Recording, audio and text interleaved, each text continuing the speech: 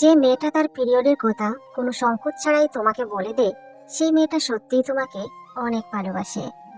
যে মেয়েটা তার প্রাক্তনের কথা তোমাকে নির্দ্বিধায় বলে দেয়, সেই মেয়েটা সত্যিই তোমাকে অনেক ভালোবাসে। যে মেয়েটা কোনো ছেলে মেসেজ দিলে বিরক্ত করলে অথবা প্রপোজ করলে সেটা এসে তোমাকে বলে দেয়, সেই মেয়েটা সত্যিই তোমাকে অনেক ভালোবাসে। যে মেয়েটা তোমার সামান্য একটু কথায় ফুপিয়ে কেঁদে ওঠে, বিশ্বাস করো, সেই মেয়েটা তোমাকে অনেক ভালোবাসে। পাত্রী দেখতে গিয়ে যদি দেখেন মেয়ের বাবার থেকে মেয়ের মা বেশি লাফাচ্ছে, তাহলে শুধু এক কাপ চা খেয়েই চলে আসবেন। ওই মায়ের মেয়ের সাথে বিয়ে হলে আপনার জীবন শেষ। মাথার গাম পায়ে ফেলে বাবা টাকা উপার্জন করে ছেলে মেয়েদের জন্য।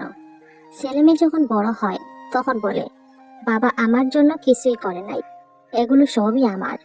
বাবা তারপরই কিছু বলে না, হাসি মুখে শুধু বলে, বাবা হে, এগুলো সবই তোর। পাঁচ ধরনের মানুষের অহংকার বেশি হয়: বেশি শিক্ষিত হলে, বেশি সুন্দর হলে, হঠাৎ বড়লোক হলে, মূর্খ লোক মসজিদের কমিটির দায়িত্ব পেলে, বড় লোকের সন্তান হলে। কথাটি সবটুকু বাস্তবতার সাথে মিল রয়েছে।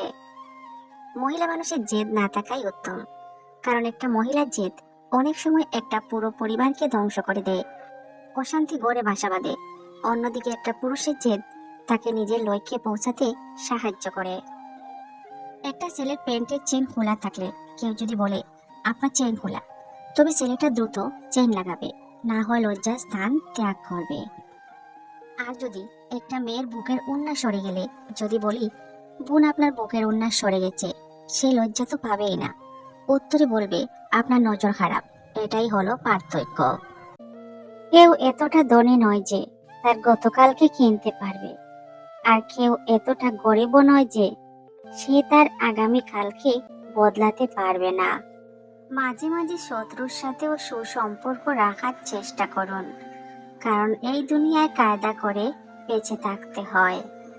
কত মানুষ মুখের উপর কত কিছু বলে দেয়, কত আঘাত করে, অথচ আমি ভাবি, আমি কিছু বললে মানুষটা কষ্ট পাবে না তো?